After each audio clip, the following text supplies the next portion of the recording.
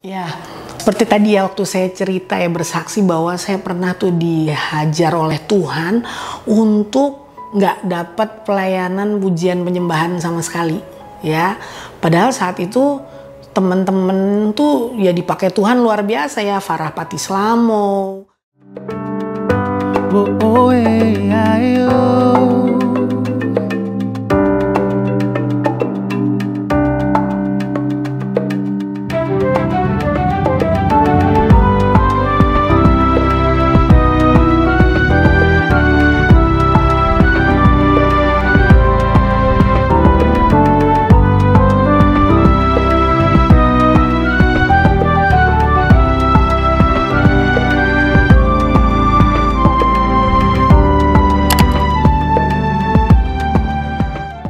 Shalom, selamat berjumpa semua sahabat Heset dimanapun Anda berada pada hari ini. Nama saya Maya Uniputi, saya 47 tahun, saya istri dari seorang suami yang luar biasa, hamba Tuhan yang bernama Pastor Thomas Riwu. Anak saya ada 3 dan pada saat ini bersama dengan suami kami menggembalakan satu gereja lokal yaitu GBI Rock di daerah Citra Raya, Cikupa, Tangerang. Dan sampai sekarang selain melayani bersama-sama dengan suami, saya juga melayani sebagai song leader, saya juga sebagai coach, pelatih vokal, dan juga memberitakan firman. Demikian.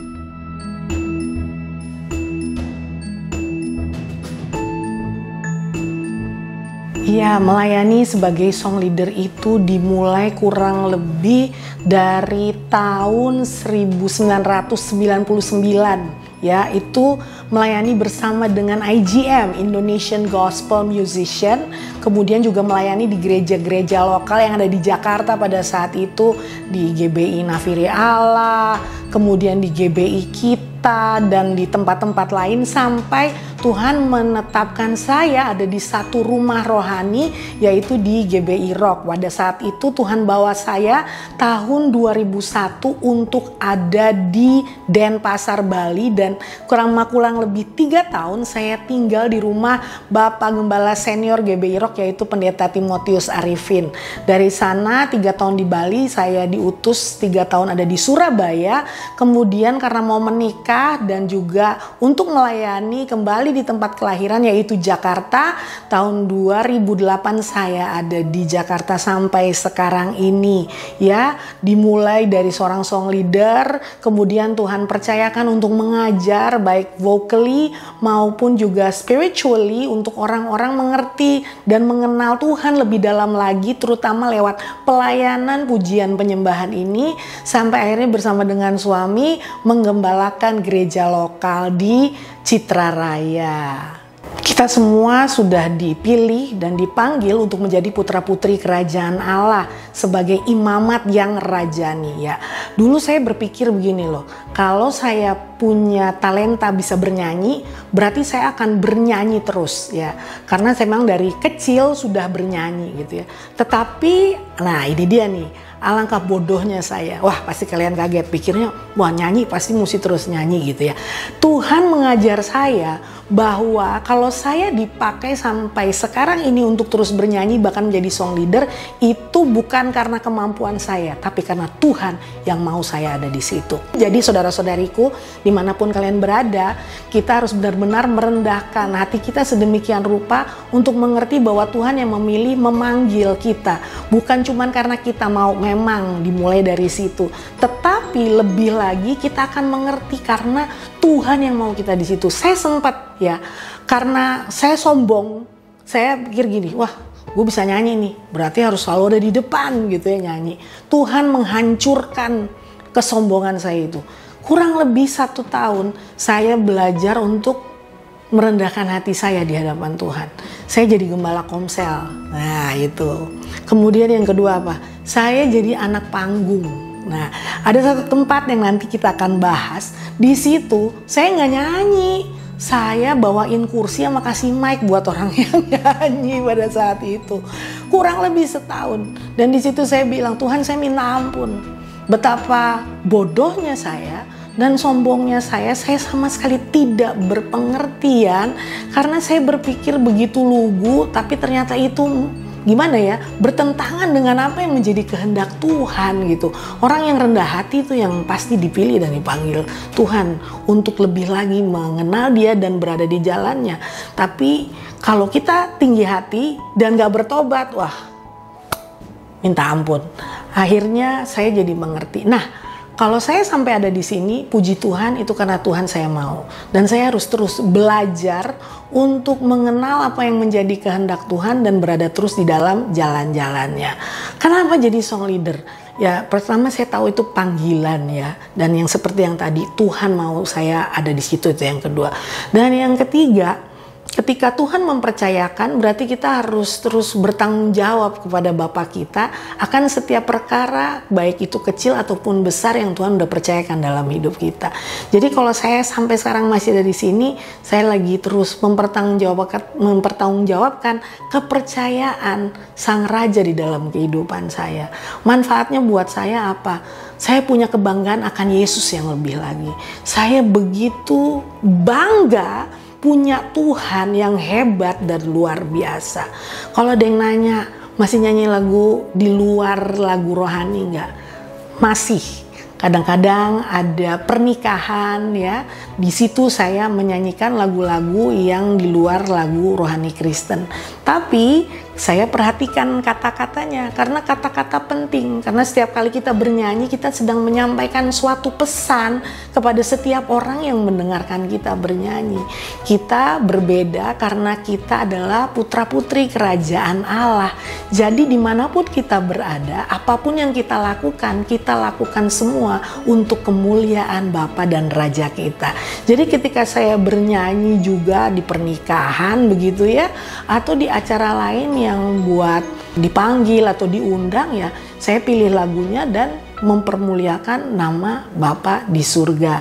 Bukan hanya lewat nyanyian, dengan setiap orang yang kita temui. Saya pernah bernyanyi di satu acara Kementerian Pariwisata di Bali pada saat itu ya, di tempatnya Garuda Wisnu Kencana di sana di GWK.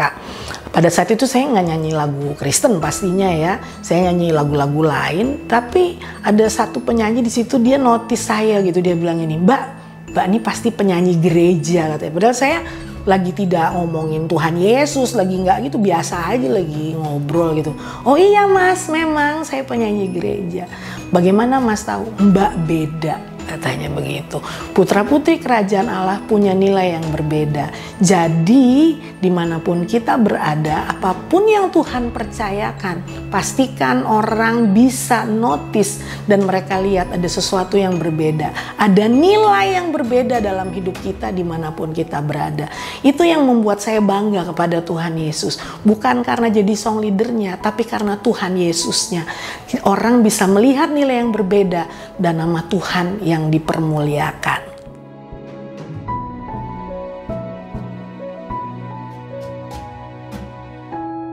Di dalam perjalanan hidup saya dan kepercayaan Tuhan, saya jadi song leader ya.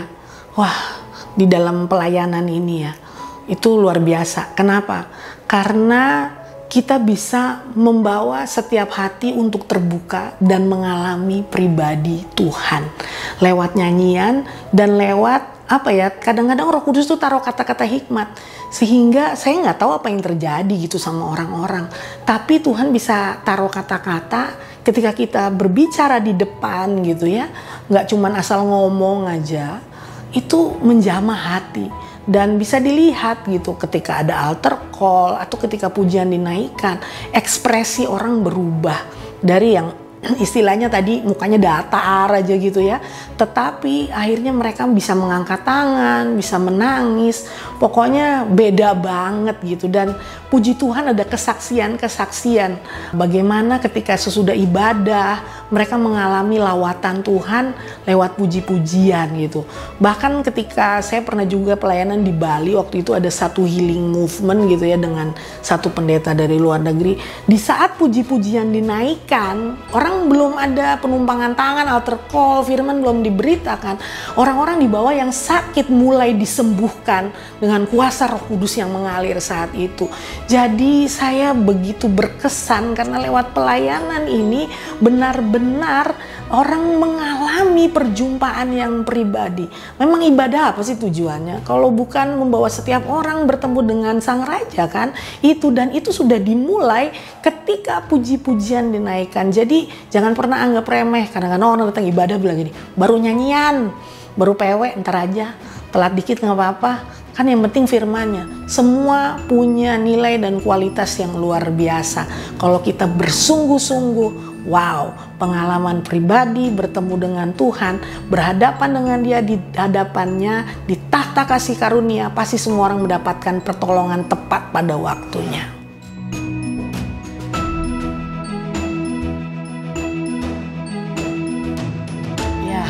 Seperti tadi ya waktu saya cerita ya, bersaksi bahwa saya pernah tuh dihajar oleh Tuhan untuk nggak dapat pelayanan pujian penyembahan sama sekali ya.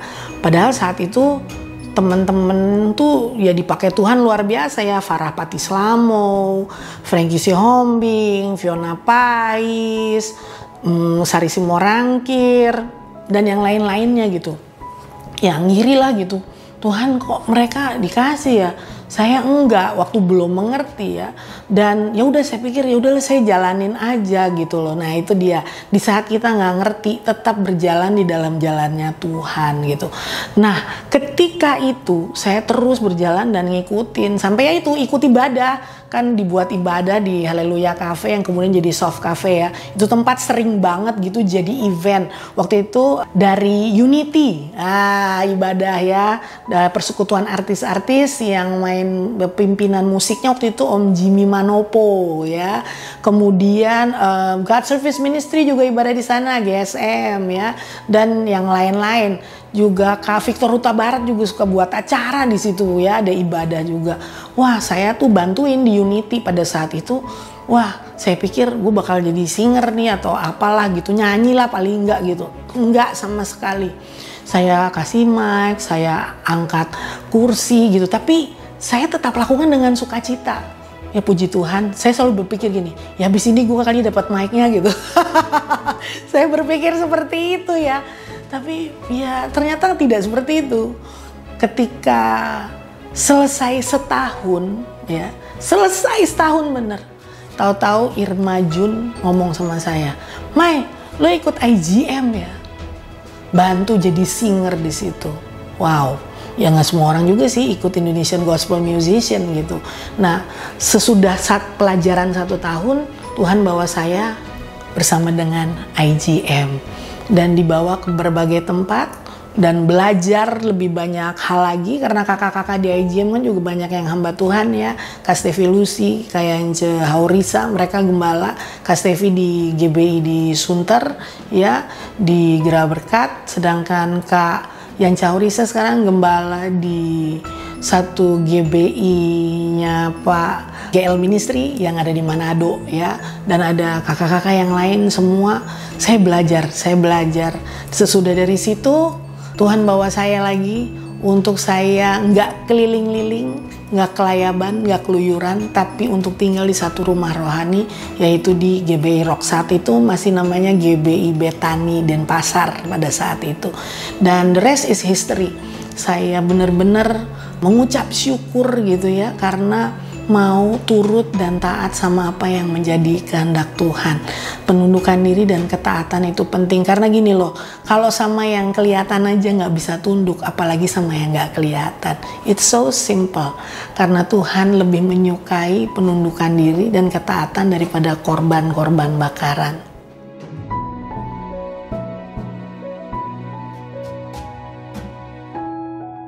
Ya, waktu mulai pelayanan, ya itu dia ya, mulai pelayanan yang dipercayakan jadi anak panggung di Haleluya Cafe yang kemudian jadi Soft Cafe. Itu tempat yang menurut saya sampai sekarang ya saya masih amazed gitu loh, karena itu udah di tengah kota Jakarta ya, di MH Tamrin.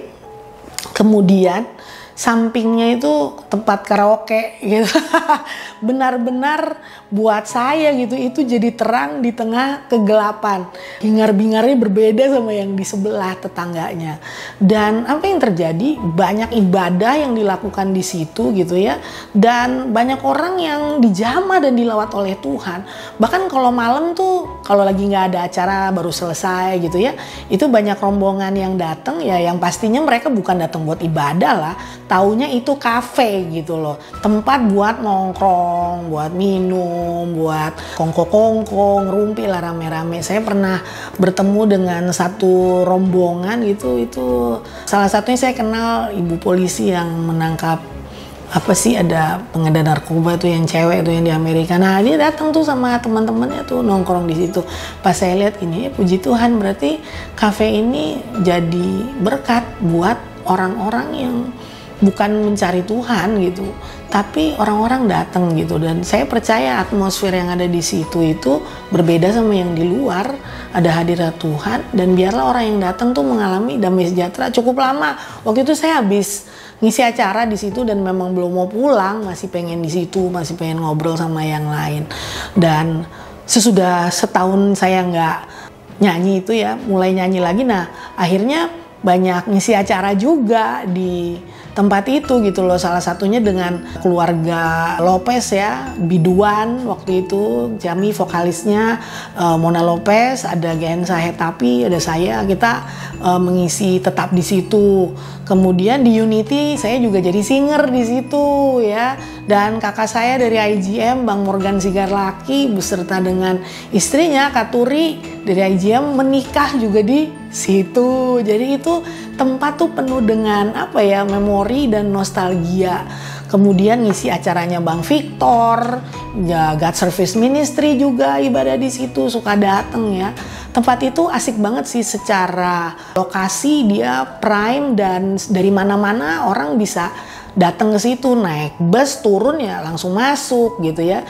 Jadi lokasinya tepat banget, kemudian suasananya asik, soundnya juga keren ya, terus makanannya juga enak ya, bagi yang masih ingat gitu ya, makanannya enak, pokoknya asik banget deh ya, dan menyenangkan karena di tengah-tengah kota Jakarta ada satu tempat yang jadi wadah buat anak-anak Tuhan bisa kumpul bersama dengan suasana yang berbeda pada saat itu tahun 90-an loh, bukan kayak sekarang tahun 2022 yang memang istilahnya tempat perkongkoan tuh udah tingkat tinggi. Pada tahun itu orang mesti pergi mall, tapi ke gedung perkantoran it's a different story. Jadi bener-bener ada satu terobosan pada saat itu yang dilakukan oleh kakak-kakak kita pemilik Haleluya atau Soft Cafe ini ya, dan sangat menyenangkan, keren banget pokoknya.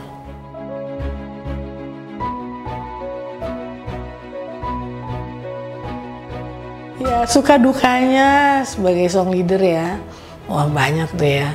Ini salah satunya ya, waktu itu pernah pelayanan sama IGM di salah satu desa kayaknya di Jawa Tengah itu ya. Ya namanya juga desa ya, udah kita naik bus gitu, kanan kirinya sawah, rumahnya ya di tengah-tengah sawah itulah gitu ya, tetangganya kan jauh-jauh. Terus dia punya panggung tuh terbuat dari bambu. Jadi kalau kita goyang, dia ikut goyang, set gitu. Jadi selama nyanyi itu kita udah, saya nih gitu ya pribadi, saya udah ambil ancang-ancang gitu. Kalau sampai jatuh nih kira-kira saya harus berespon seperti apa gitu. Tapi puji Tuhan sampai terakhir semua baik-baik aja. Kemudian juga ya jadi song leader di Papua waktu itu ya, di Timika. Pertama kali pimpin pujian itu orang-orang di belakang semua. Wah, nggak ada respon, nyanyi yang cuman bagian depan gitu ya. Dalam hati saya, ini orang-orang di belakang kenapa? Udahlah pokoknya naikkan pujian aja bagi Tuhan. Saya nggak pusing, Tuhan pasti lawat mereka gitu ya. And you know what happened? Ternyata ketika altar call, mereka lah orang-orang yang ternyata udah ditandain sama Tuhan. Pas altar call, orang-orang di belakangnya semua begini tuh, semua maju dan menangis, hancur hati semua. Dan sesudah itu ada puji-pujian, mereka tidak kembali ke belakang, tapi mereka tetap di depan dan menari-nari di hadapan Tuhan. Itu dua. Terus salah satu lagi nih, saya pernah mimpin pujian di salah satu malam puji-pujian di salah satu denominasi, saya nggak enak ngomongnya deh. Pokoknya di situ nggak boleh tepuk tangan. Jadi waktu saya datang, panitianya ngomong, "Kak, ini ada pesan dari Pak Gembala," katanya. "Nggak boleh ajakin orang tepuk tangan," katanya gitu. Oke, siap. Ya pasti minta maaf tidak berbahasa roh juga ya. Jadi ya sudah. Saya cuman berdoa waktu saya bilang ini, "Bapak, mereka ini kan milikmu, bukan milik saya. Jadi lakukanlah sesuai dengan apa yang jadi kehendakmu, bukan apa yang jadi kehendakku, karena kehendakmu itu yang terbaik. Lawat mereka Tuhan dengan kuasa-Mu. Amin." Saya naikkan puji-pujian. Bapak Gembalanya sama ada dua majelisnya suami istri itu duduk di depan, paling depan. Mereka bertiga lihat saya begini. Nggak masalah. Orang mereka bukan punya Eke, punya Tuhan Yesus. Dan apa yang terjadi Bapak Ibu Saudara? Tanpa disuruh, orang-orang semua di belakang tepuk tangan dan bersorak-sorai bagi Tuhan. Buat saya itu udah cukup. Karena apa? Saya bisa melihat dan menyaksikan bagaimana Roh Kudus melawat setiap orang. Tuhan begitu mengasihi jiwa-jiwa. Jadi apapun mereknya, kalau kamu sudah dipilih dan dipanggil Tuhan, kamu milik Kristus.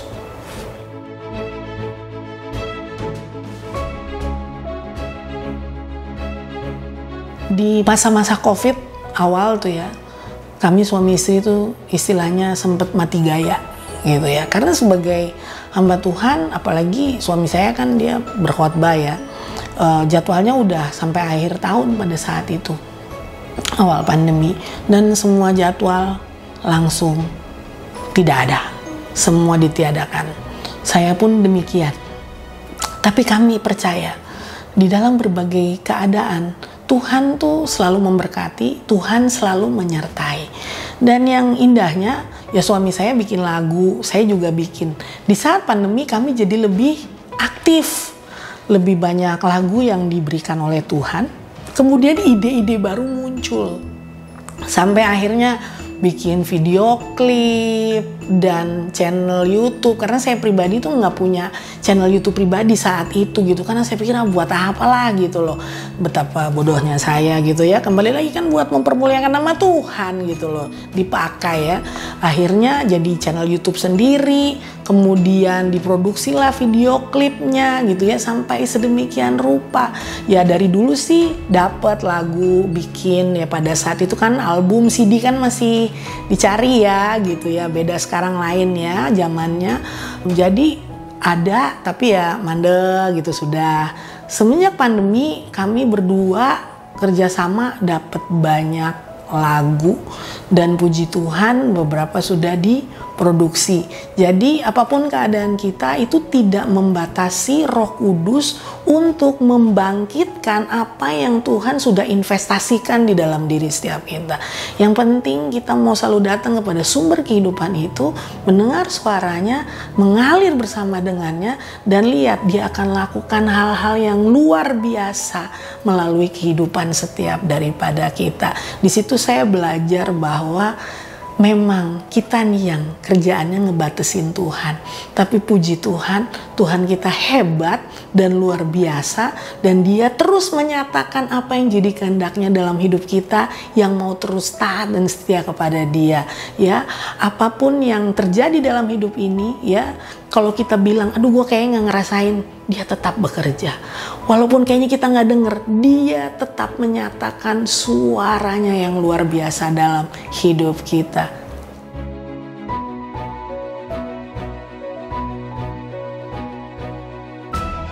Harapan saya supaya ada kafe rohani lagi ya, karena rindu banget loh. Ya berbagai kafe sekarang ya macem-macem ya yang timbul ya, sangat marak di ibu kota kita tercinta Jakarta gitu ya.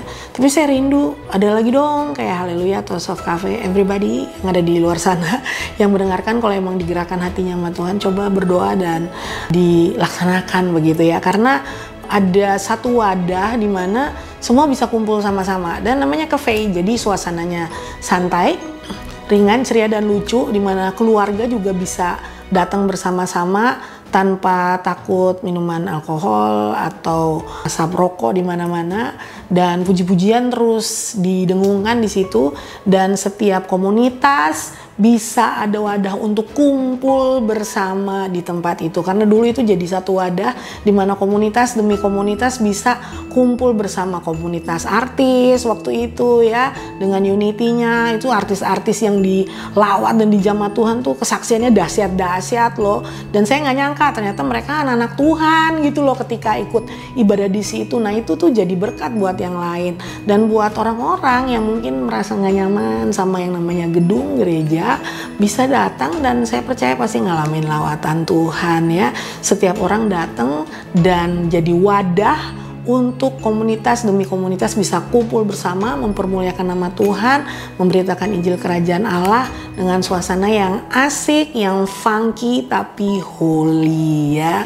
Ya itu sih jadi satu kerinduan. Dulu sesudah ada Haleluya Soft Cafe, IGM, pernah ada IGM Cafe di Kebun Jeruk ya. Itu suasananya juga beda karena banyak akuarium, karena itu ada di tempatnya tuh di dalam toko kafe rohani yang bisa jadi jawaban di ibu kota Jakarta ini, dan jadi wadah buat komunitas-komunitas, buat gereja-gereja juga untuk mengadakan ibadah, menjangkau jiwa-jiwa, dan untuk keluarga demi keluarga bisa datang menikmati suasana yang surgawi tapi juga makanannya oke. Jadi secara rohani, jasmani semua terpenuhi. Saya rindu agar setiap orang terus menjalankan apa yang menjadi kehendak Tuhan di dalam hidup mereka. Apapun yang jadi pergumulan, tantangan, ingat kita adalah putra-putri kerajaan Allah. Dia yang telah memberikan kuasa bagi kita, yang mendelegasikan kuasa kerajaan, yang menyertai kita dengan kuasanya untuk kita melaksanakan apa yang menjadi kehendak Raja. Jadi tidak ada yang tidak mungkin di dalam nama Yesus Kristus Tuhan.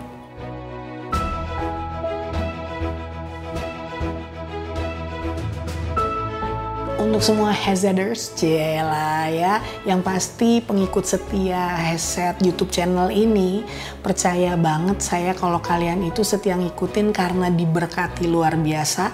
Oleh karena itu jangan lupa jadi berkat ya buat yang lain, terus sebarkan supaya setiap orang mensubscribe dan mengikutinya. Kasih like tuh bukan cuma karena disuruh, tapi karena ada dorongan dari Tuhan untuk melakukan itu, karena ngerti, oh aku udah diberkati, aku mau jadi berkat, makanya aku menyebarkan channel YouTube Heset ini kemanapun, kepada siapapun. Do it, klik it, oke? Dan saya rindu setiap anak muda, jangan berpikir kamu itu rendah karena kamu masih muda, tetapi semangat yang Tuhan taruh di dalam hatimu itu biar terus menyala-nyala. Ada yang mengikuti dan sedang mendengarkan saya saat ini nih, merasa bahwa kayaknya saya dalam keadaan yang lemah karena keadaan gak mampu, karena ada omongan-omongan yang negatif yang datang dalam hidup saya, bilang lo orang muda, ini gak pantas, itu gak bisa. Padahal Tuhan udah kasih kemampuan itu sama kamu. Maju, angkat kepalamu, angkat wajahmu, pandang Tuhan, karena Dia yang menghadapkan wajahnya kepadamu, Dia yang menyinari engkau dan memberikan kasih karunia. Jadi jangan takut. Kalau memang kamu sudah dapat itu dari Tuhan, terus maju, terus melangkah. Api itu datang dari Roh Kudus yang memberikan kemampuan kepadamu untuk bisa melalui setiap rintangan, untuk bisa menyelesaikan setiap tugas dan tanggung jawab yang Tuhan sudah beri dalam hidupmu. Dan yang pasti engkau rendah hati dan mengasihi jiwa-jiwa. Berdoa buat orang yang membenci kamu, berkati mereka, dan lihat ada perkara-perkara besar yang lebih lagi dari apa yang kamu doakan, pikirkan terjadi di dalam kehidupanmu. You are holy, holy, Lord, there is none like you. You are holy, holy, glory to you alone.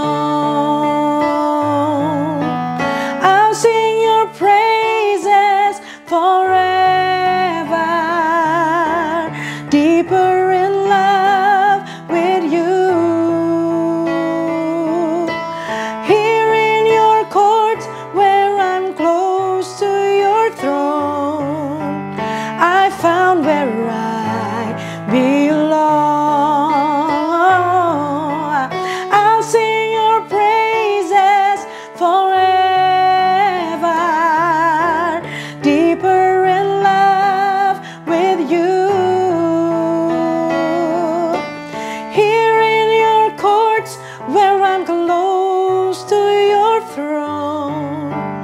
I found where I belong. Oh, here in your courts, where I'm close to your throne, I found where I belong. Oh, I belong to you, Jesus, and you belong to me. Ku temukan kasih-Mu, temukan Engkau. Oh, Yesusku.